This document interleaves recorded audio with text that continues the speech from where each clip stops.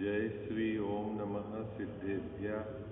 जय श्री ओम नमः सिद्धेभ्यः। ओंकार बिंदु संयुक्तम नित्यं ध्यायन्ति योगिनः कामदं मोक्षदं चैव। ओंकाराय नमो नमः। अविरल शब्द घनोग प्रक्षालित सकल भूतलमल कलंका मुनिभि निरूपासित तीर्था सरस्वती हर्तु नो दुरितान्।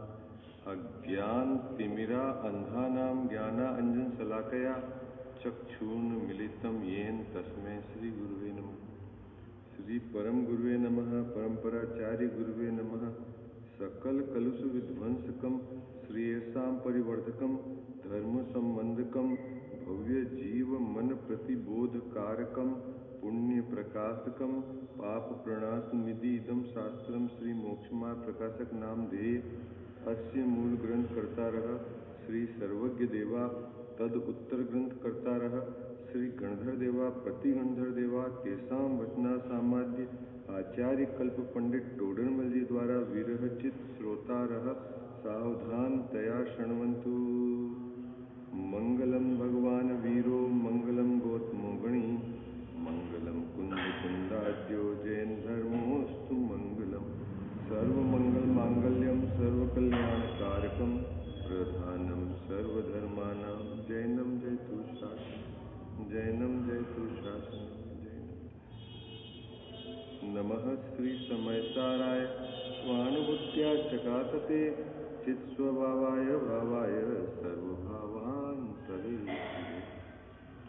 मंगलमय मंगलकरण वीतराग विज्ञान नमो ताहि जाते भये हरिहंतादिमान करि मंगल करियो महा ग्रंथ करण के काज जाते मिले समाज सब आवे निज पद राज आवे सर्वज्ञ शासन जयवंत वर्ते निर्ग्रंथ शासन जयवंत वर्ते। हे यही भाव अविच्छिन्न मन में रहता सर्वज्ञ शासन जयवंत वर्ते निर्ग्रंथ शासन जयवंत। जय बोलो देव शास्त्र गुरु की जय। श्रोता के स्वरूप की चर्चा मोक्षमार्ग प्रकाशक ग्रंथ के आधार से अपने नियमित स्वाध्याय के क्रम में अपन विगत कुछ दिवस से चर्चा कर रहे थे। टोडरमल जी साहब ने श्रोता के स्वरूप में 4 प्रकार से विभाजन किया है। एक तो नवीन श्रोता जिन धर्म का कैसा होता है उसकी पहचान उसके लक्षणों से कराई है। गाढ़ श्रोता जिन धर्म का कैसा होता है उसकी पहचान भी उसके लक्षणों से कराई है। जिन धर्म का विशेष श्रोता वो कैसा होता है उसकी भी पहचान उसके लक्षणों से कराई है।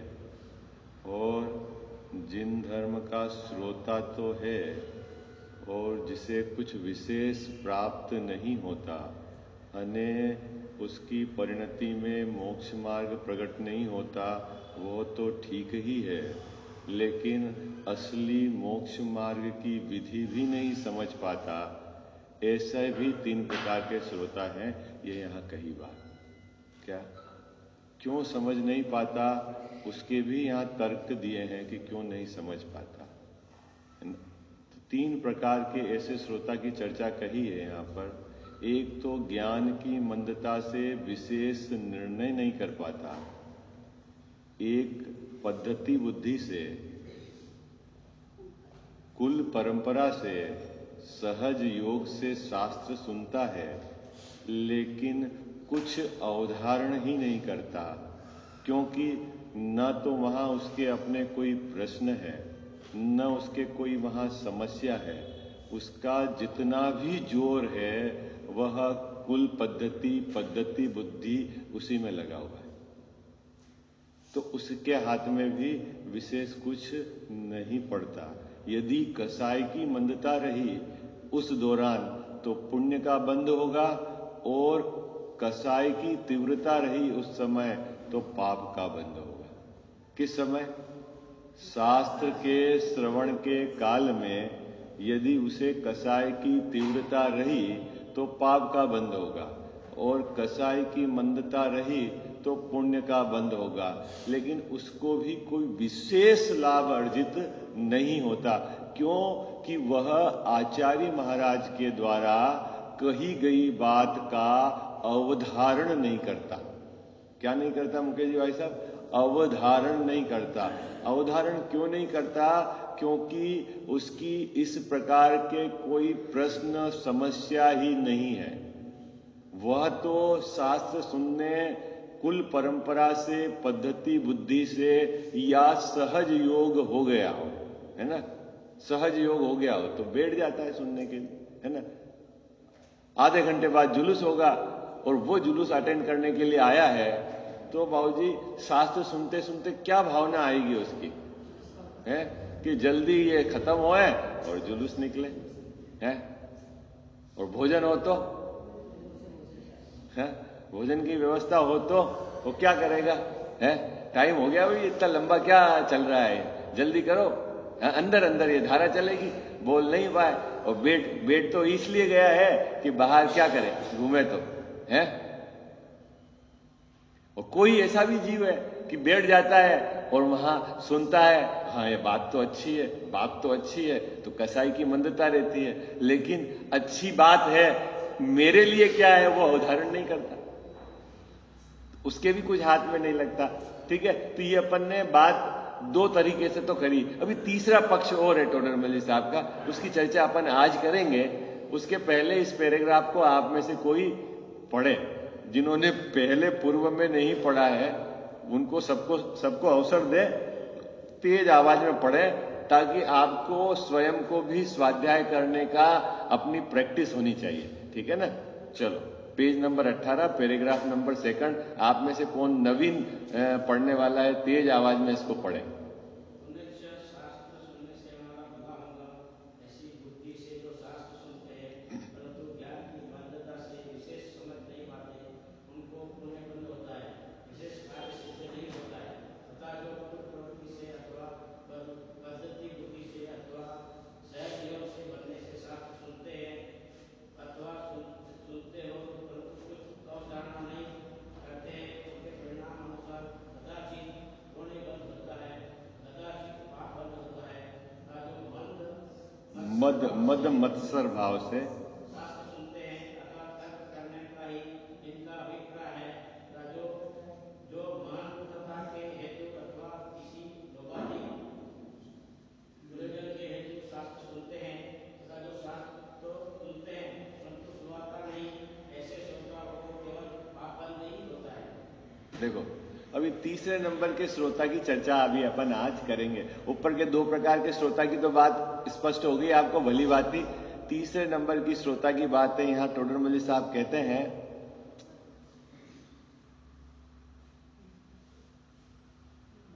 जो मद मत्सर भाव से शास्त्र सुनते हैं। ये मद मत्सर भाव मतलब क्या है? कोई अपना अंदर में अहंकार को रखकर या बिल्कुल मजाक के वे में, क्या बाबू जी, किस वे में?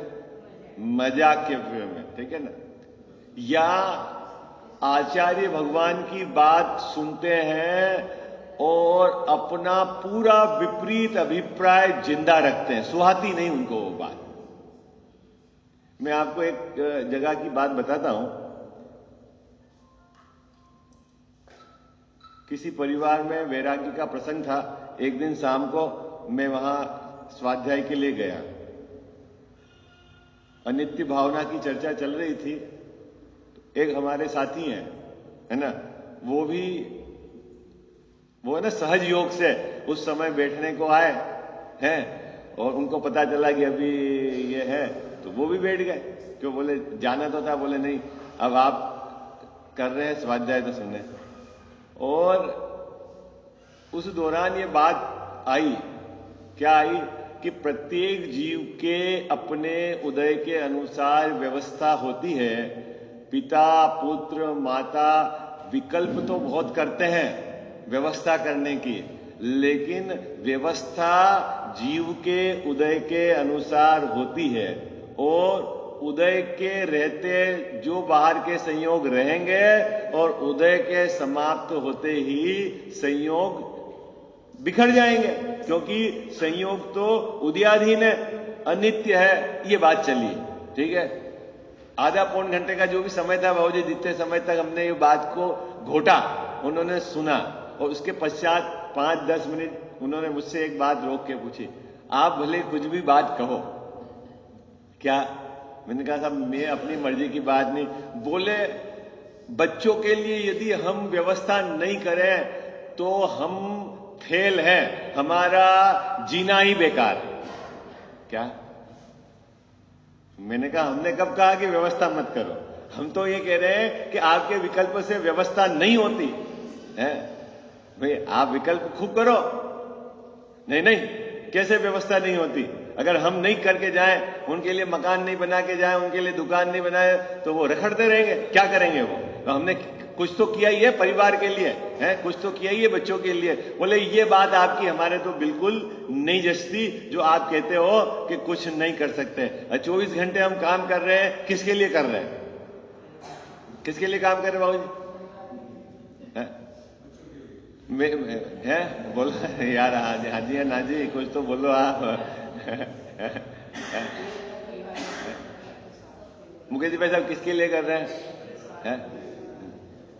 मतलब आप यहां जो बात कह रहे हो वो बात हमारे को बिल्कुल सुहाती नहीं है, हमारे को बिल्कुल इसमें विश्वास नहीं है ना, कि ये ऐसा होता है कि प्रत्येक जीव के अपने अपने उदय के अनुसार व्यवस्था बनती है।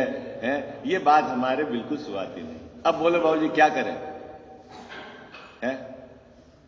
पौन घंटा उन्होंने स्वाध्याय सुना, बहुत आनंद लिया।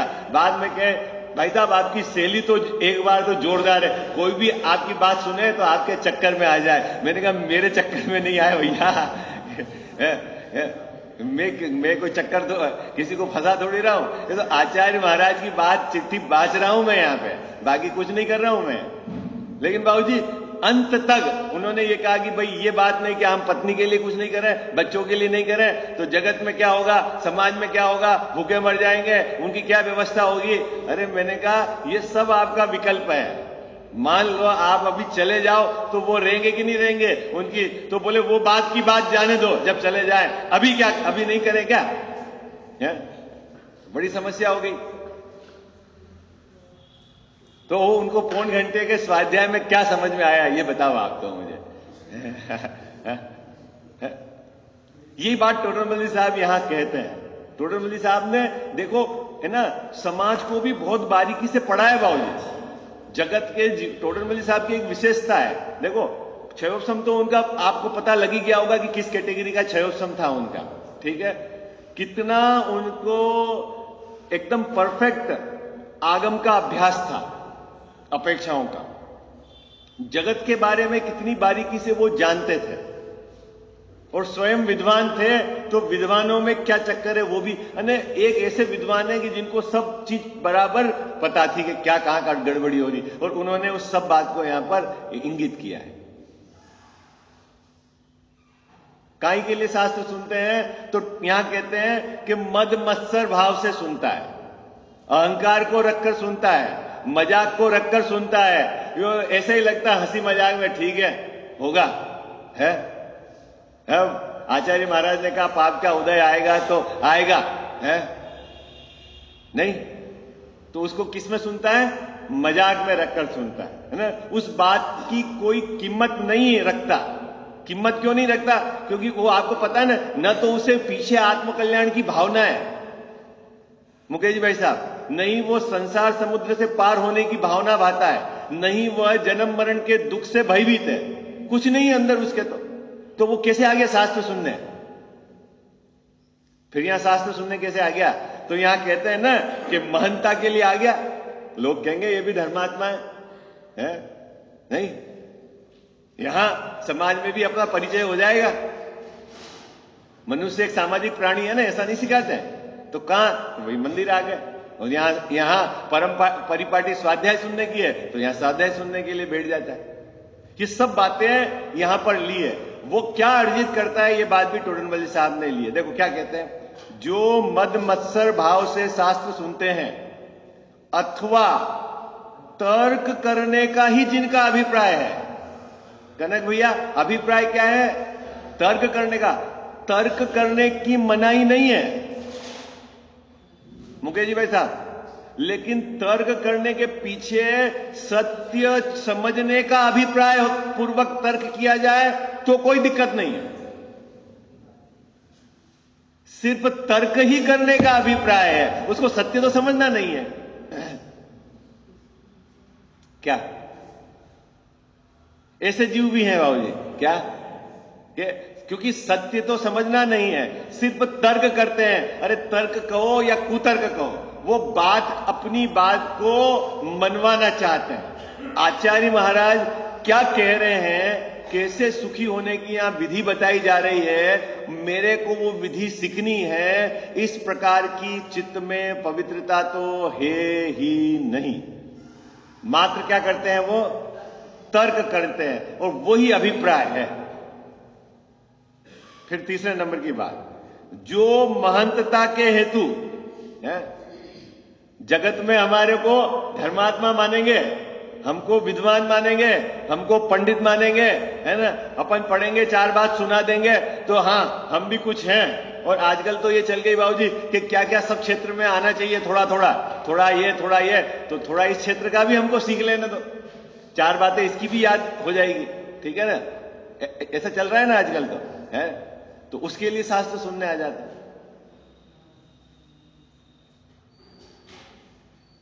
अथवा किसी लोभाधिक के प्रयोजन हेतु, है ना। अब इस लोभाधिक का प्रयोजन लौकिक हो सकता है, वर्तमान का हो सकता है, भविष्य का हो सकता है कि शास्त्र सुनने से पुण्य का बंद होगा और फिर पुण्य का उदय आएगा तो अनुकूल सामग्री मिलेगी। क्या लोभ भी है, हो गया है।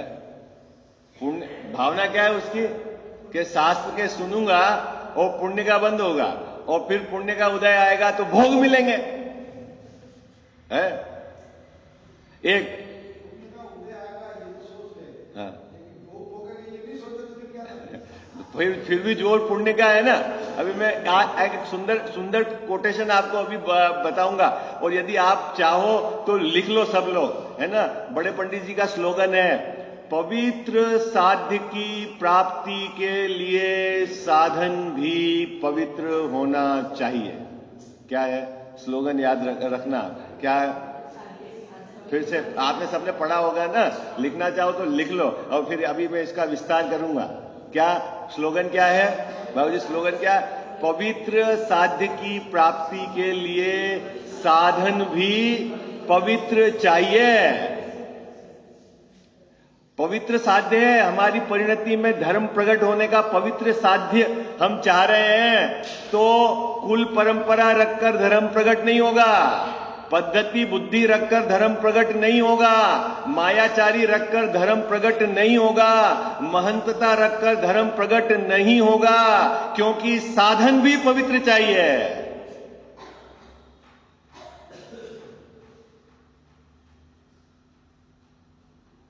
कोई बात पकड़ में आ रही है कि नहीं आ रही है आपको? है एक बात समझना, भली बात ही, बहुत बहुत शांति से समझना। जिस जीव की परिणति में निकट काल में धर्म प्रकट होने वाला है, वह उस जीव का हृदय वैराग्य से भरा हुआ रहता है। वही जीव पापों से दूर हटा हुआ रहता है।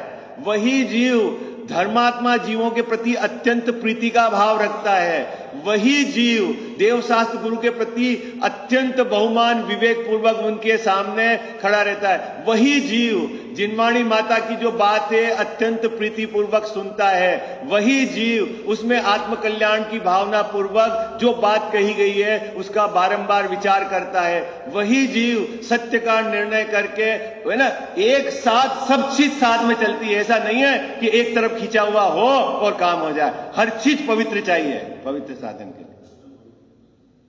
आई बात समझ में? पाप रूप प्रवृत्ति हो और क्षयोपशम ज्ञान लगा दिया पढ़ने में और कुछ याद हो जाए और कुछ सहेली आ जाए और अपन को पंडित माने और प्रवृत्ति पाप की हो, वैराग्य जीवन में है नहीं है, बाहर में वो सब चल रहा हो, तो मिलने वाला नहीं है। आई बात समझ? क्या कहा? स्लोगन क्या है पता आपको? स्लोगन क्या है? साधन भी पवित्र चाहिए। अंदर में मायाचारी रखकर धर्म प्रकट नहीं होगा, परिणति में पाप रखकर धर्म प्रकट नहीं होगा, अंदर में पुण्य का लोभ रखकर धर्म प्रकट नहीं होगा।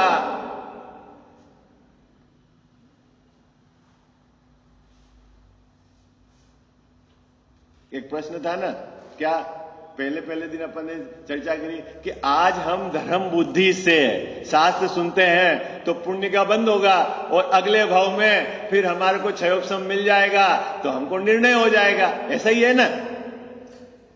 है? बोलो, ऐसा ही है ना बाबू जी? अरे ऐसा होता तो फिर आप बार बार क्यों कहते हो कि भाव में जिन पूजन की नहीं, भाव में भाव, तो एक भाव के बाद दूसरे भाव में तो काम हो जाना चाहिए ना। एक और चीज नोट कर लो सभी लोग, आप अच्छे से, कि पुण्य से संयोग मिल सकता है। क्या? पुण्य से संयोग मिल सकता है, लेकिन पवित्रता तो पुरुषार्थ से ही प्रकट होगी। क्या मुकेश भाई साहब? अभी है ना, अभी तो हम धर्म बुद्धि से शास्त्र सुने और अगले भाव में विशेष ज्ञान प्रकट हो जाएगा तो हमारी पवित्रता प्रकट हो जाएगी। कभी नहीं। जब भी पवित्रता प्रकट होगी तो पुण्य से नहीं होगी, किससे होगी? पुरुषार्थ से होगी। और क्या पुरुषार्थ करना पड़ेगा? हमको सत्य स्वरूप अपने ज्ञान में, निर्णय में लेना पड़ेगा। ये पुरुषार्थ करना पड़ेगा। और अभी क्या कमी है क्षयोपशम की कि ये काम अभी क्यों नहीं कर सकते हम? और जो व्यक्ति अभी नहीं कर सकता वो कल अगले भाव में करेगा, उसकी क्या गारंटी है? कोई बात पकड़ में आ रही नहीं आ रही है? कठिन तो नहीं हो गई बात? सहज बात पकड़ में आ गई है? अनुकूल पुण्य आप देखना सही, अभी हमारे पुण्य में क्या कमी है? वर्तमान में क्या कमी? बोलो, क्या चाहिए आपको? और इसके अलावा एक्स्ट्रा पुण्य क्या चाहिए आपको? बोलो। अभी संगी पंचेंद्री है, मनुष्य पर्याय है, पंच परमेष्टि भगवंत है, उनकी वाणी सुनने को मिल रही है, शरीर स्वस्थ है, आजीविका के योग्य साधन है, सब कुछ है।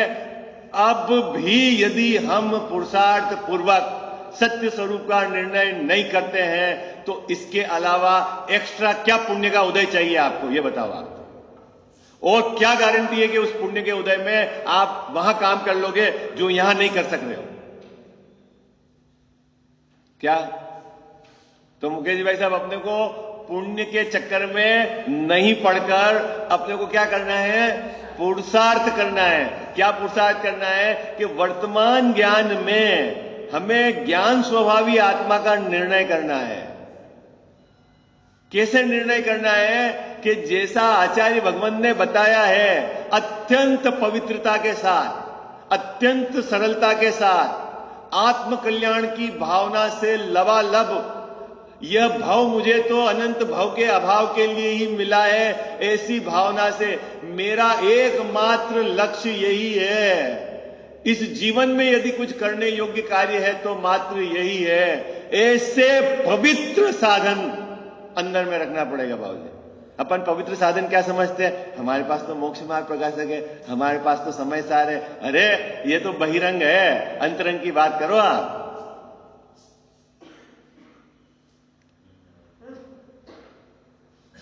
बात पकड़ में आ रही है? ये बात पकड़ में आ रही है? बहुत सरलता चाहिए, बहुत मायाचारी यदि है काम नहीं होगा। मायाचारी को रखकर, पाप को रखकर, पाप प्रवृत्ति को रखकर काम नहीं होगा। भले ज्ञान का क्षयोक्षम कुछ भी हो, इधर यह है और उधर आप भले याद कर लो, सुना दो, जगत में महानता हो जाए, काम नहीं होगा। क्यों नहीं होगा काम? स्लोगन याद है आपको, क्यों काम नहीं होगा? है बोलो सब एक साथ, क्या स्लोगन है? पवित्र साध्य की प्राप्ति के लिए साधन भी पवित्र चाहिए। हमारा चित्त वैराग्य से भरा हुआ होना चाहिए, हमारा चित्त पाप प्रवृत्ति से दूर होना चाहिए, हमारा चित्त मायाचारी से दूर होना चाहिए, हमारा चित्त अहंकार से दूर होना चाहिए, हमारे चित्त में जन्म मरण क्यों मिटने की भावना से ओतप्रोत होना चाहिए। और ऐसे चित्त के साथ आचार्य महाराज की बात को सुनकर फिर उसमें निर्णय करने का पुरुषार्थ करना, इतनी तो पात्रता चाहिए ही। बात सरल है। कहां देखना है अपने को? कहां देखना है अपने को? अंदर में देखना है। देखो, मायाचारी रखकर काम नहीं होगा। बाहर से जगत वाले के सामने आप धर्मात्मा दिखो और अंदर कुछ भी चल रहा हो, कुछ नहीं, बोलते रहो आप भव भव में जिन पूजन की नहीं, अच्छी बात है, कोई बात नहीं, अच्छी है। अनंत भव से मैं 6ठी क्लास में पढ़ रहा हूं, पढ़ो 20 साल से, बोलते रहो आप, कौन मना ही करता है बाबू है? लेकिन विचार तो करो कि ऐसा क्यों हो रहा है? क्यों हो रहा है? क्योंकि हमने यहां पवित्रता रखी नहीं। तो फिर क्या रखा हमने शास्त्र सुनते समय? तो टोडरमल साहब यहां हिस्ट्री सुना रहे। या तो पद्धति बुद्धि है, या कुल परंपरा है, क्या सहज योग है, या तर्क करने के लिए आ गया है, या तू महंत बनने के लिए आ गया है, या लोभाधिक है अंदर तेरे, यहां बाकी तो काम हो जाता तेरे।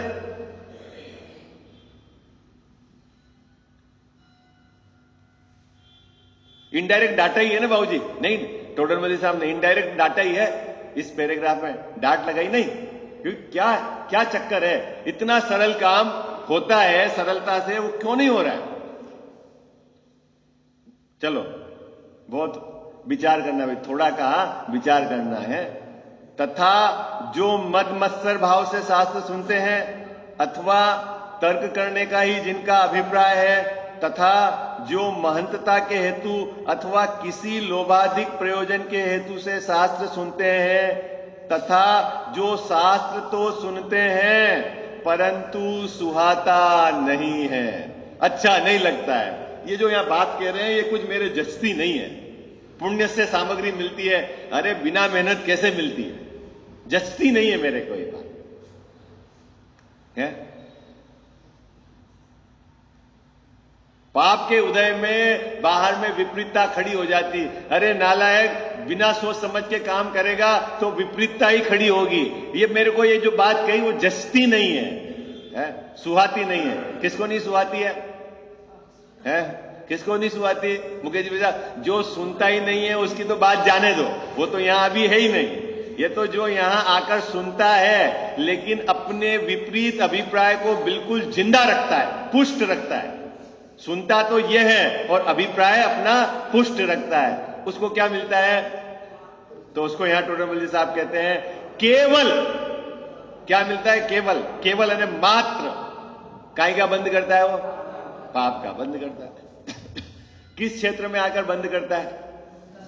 जिस क्षेत्र में आकर जीव को सुखी होने का मार्ग मिल जाए, जिस क्षेत्र में आकर अन्य जीव पुण्य का आश्रय करते हैं और ये जीव इस क्षेत्र में आकर केवल पाप बांधता है।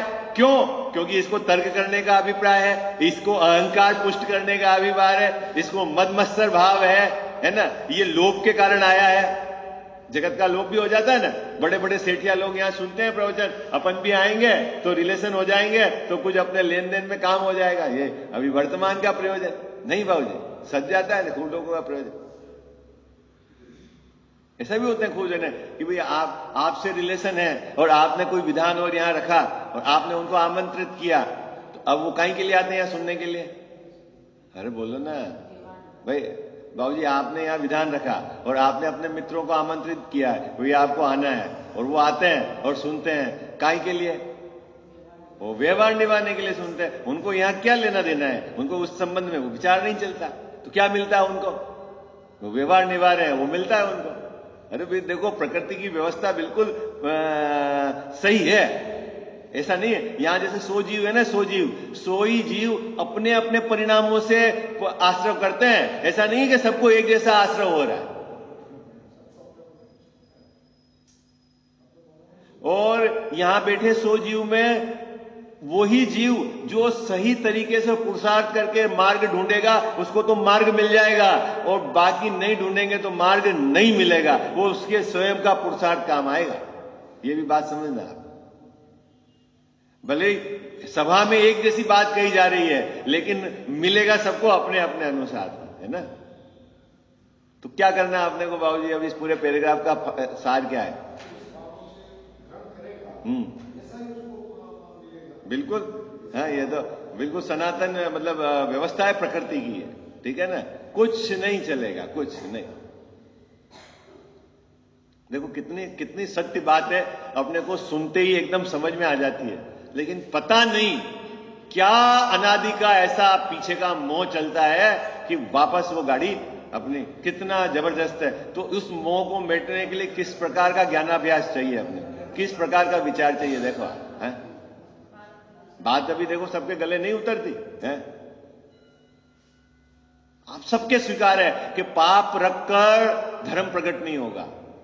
आपको सबको पता है मायाचारी रखकर धर्म प्रकट नहीं होगा, अहंकार को रखकर धर्म प्रकट नहीं होगा, है पुण्य का जोर रखकर भी धर्म प्रकट नहीं होगा।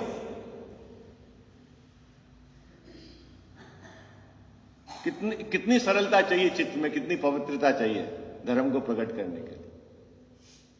और ये तो रही श्रोता की तरफ से। वक्ता में भी ऐसा है, मान लो जैसे 2 वक्ताओं का प्रवचन है, एक का पहले रख दिया और एक का बाद में रख दिया, और बाद का समय अनुकूल है, और वो पहले वाले प्रवचन पूरे प्रवचन में परेशान रहता है।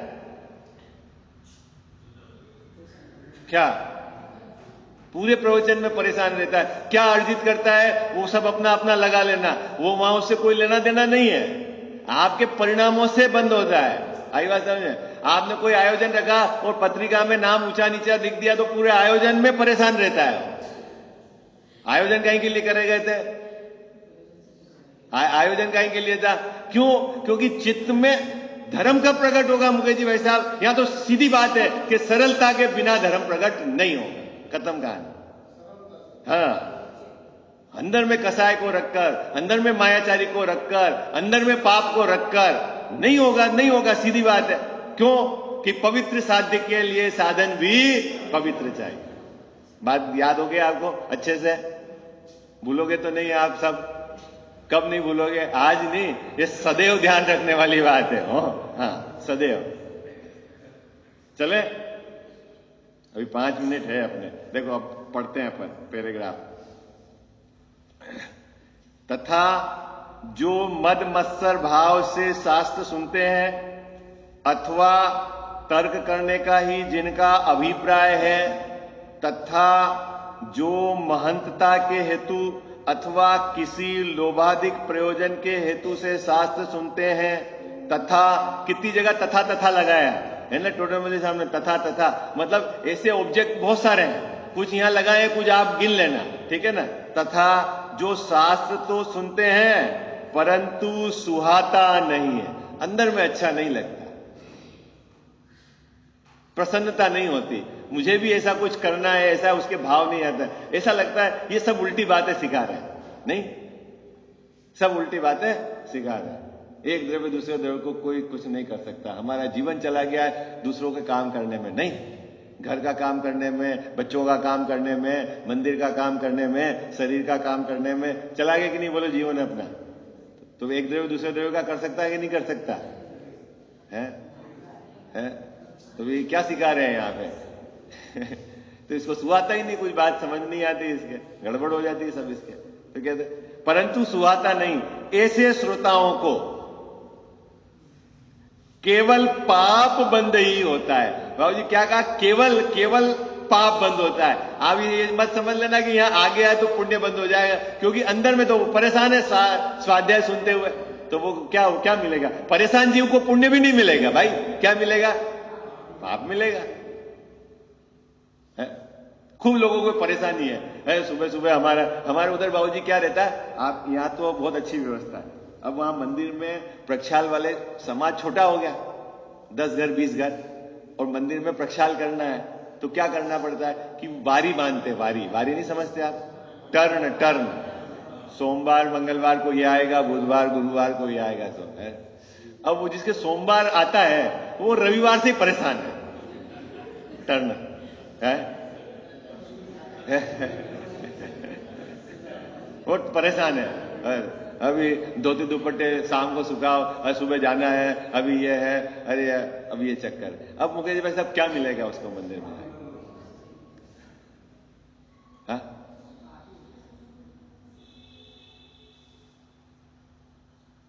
जा तो रहा है, देखो वो ऐसा भी नहीं बाबूजी नहीं जा रहा है, वो तो समाज की व्यवस्था है, उसको फॉलो करनी है। ऐसा उसमें भी होता है। और ऐसा क्या होता है कि कब कोई जो साधु आते हैं ना, तो उसमें चौके के लिए भी बंदी हो जाती है कि 8 दिन ये चौका लगाएगा, 8 दिन ये चौका लगाएगा, 8 दिन ये चौका लगाएगा। और अब वो क्या है कि 8 दिन अगर उसके चौके का टर्न ऐसा आ गया, कहीं फंस गया वो, और उसके समय उसके परिणाम देखो, तो फिर क्या होगा? भाई देखो, फल तो सीधा परिणाम से लगेगा, उसमें कोई चक्कर नहीं, आप क्या कर रहे हो क्या है, बाहर की प्रवृत्ति तो का तो कोई रोल ही नहीं है। अब अपने को अपनी पवित्रता मेंटेन करने के लिए निरंतर सावधान रहना चाहिए। एक बात ये आप अपने चित्त में बिठा लो, अपने को 24 घंटे अपनी पवित्रता को मेंटेन करने के लिए सावधान रहना चाहिए। मेरे चित्त में पवित्रता बनी रहे। काम सरल है कि कठिन है? बोलो भाई। दूसरा काम सीखो ना सीखो, पहले तो यहां से शुरुआत करो आप कि अपने चित्त की पवित्रता को बरकरार रखना, सावधानी रखनी है अपने को, इतना सावधान रखना कि अपने कुछ भी पवित्रता बनी रहे, और फिर आप पुरुषार्थ करो, देखो फिर काम होता है कि नहीं होता है।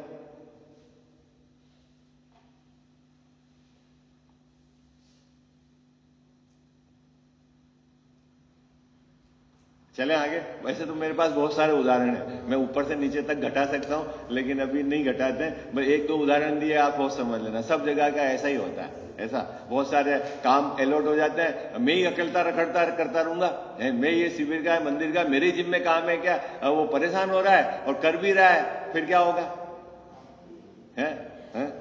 वो मेरे अकेले का है क्या मंदिर है? और वो परेशान हो रहा है और कर भी रहा है। क्यों कर इसलिए रहा है कि पद है उसको, नहीं करे तो कौन करे। अब उसको अंदर में एक और भी धार, मैं नहीं करूंगा तो मंदिर की व्यवस्था नहीं होगी, वहां मिथ्या तो पुष्ट हो रहा है और परेशान हो रहा है, तो पाप का बंद हो रहा है और काम करे जा रहा है, समय भी जा रहा है उसको। नहीं, ये सब में घटा लेना है। इसमें जो भी जैसे अभी मेरे पास ऐसे बहुत उदाहरण है, लेकिन सब अपने अंदर को पकड़ के रखना। बस अंदर में यदि परेशान हो तो समझ लेना पाप का ही आश्रय हो रहा है और कुछ नहीं मिल रहा है आपको। सीधी बात है, 2 टूक बात है ना। चलो अब ये 4 पंक्ति पढ़ लेते हैं, समय हो गया अपना। ऐसे श्रोताओं का स्वरूप जानना, इसी प्रकार देखो टोडमल साहब ने क्या कहा, यथा संभव सीखना, सिखाना आदि जिनके पाया जाए उनका भी स्वरूप जानना।